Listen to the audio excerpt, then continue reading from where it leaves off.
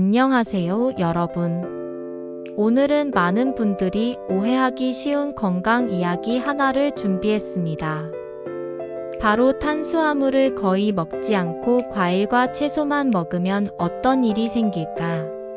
라는 주제입니다. 요즘 건강 유튜브나 책을 보면 과일은 마음껏 먹어도 된다.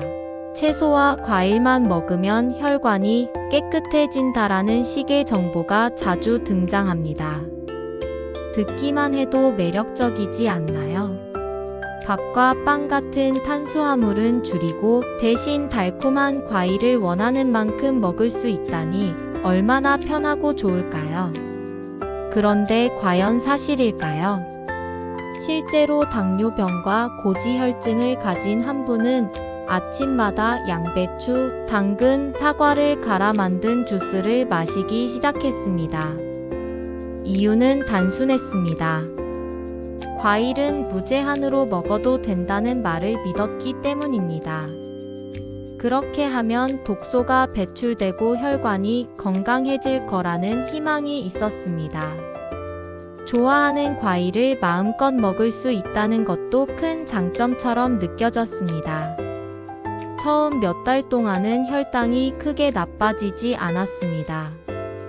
몸도 가벼워진 듯 했고 식사를 건너뛰는 대신 과일을 먹으니 포만감도 있었습니다. 역시 과일이 답이구나라는 확신이 생겼습니다. 하지만 시간이 지나면서 예상치 못한 문제가 나타났습니다. 가만히 앉아 TV를 보는데 손이 심하게 저려 물건을 잡을 수 없을 정도가 된 겁니다.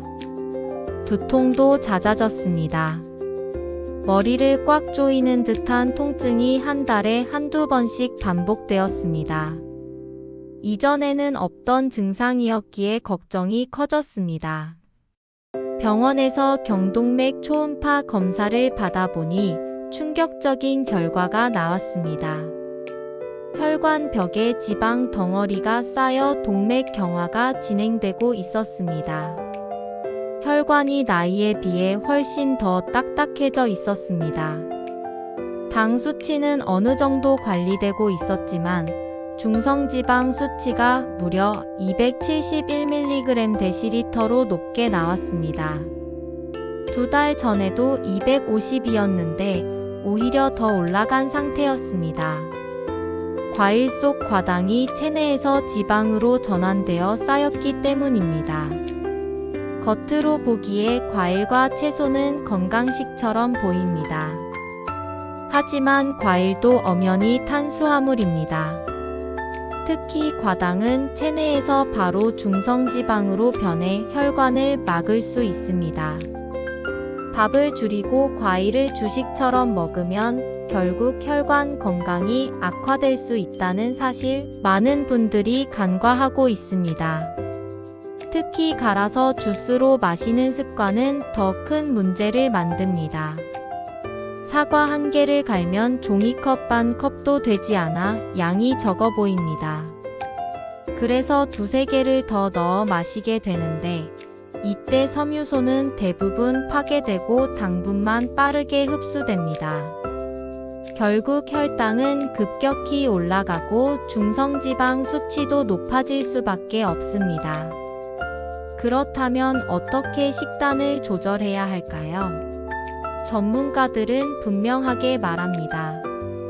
전문가들은 이렇게 조언합니다. 첫째, 포화지방과 콜레스테롤을 줄여야 합니다. 삼겹살, 갈비, 치킨 껍질, 베이컨 같은 고지방 음식은 피하는 것이 좋습니다. 대신 살코기, 생선, 두부, 콩류, 달걀 같은 담백한 단백질을 섭취해야 합니다. 둘째, 소금을 줄여야 합니다. 짠 음식은 혈압을 높이고 뇌혈관 질환을 악화시킵니다. 저염식이야말로 혈압 관리와 혈관 건강을 지키는 첫걸음입니다. 셋째, 섬유소를 충분히 섭취해야 합니다. 채소, 잡곡, 콩, 해조류의 풍부한 섬유소는 혈관 속 지방을 배출하는 데 도움을 줍니다. 단, 과일은 소량만 먹어야 합니다. 예를 들어 포도는 하루 20알, 귤은 2개, 사과는 반 개 정도가 적정량입니다. 즉, 아무리 좋은 음식이라도 많이 먹으면 약이 된다는 생각은 위험합니다.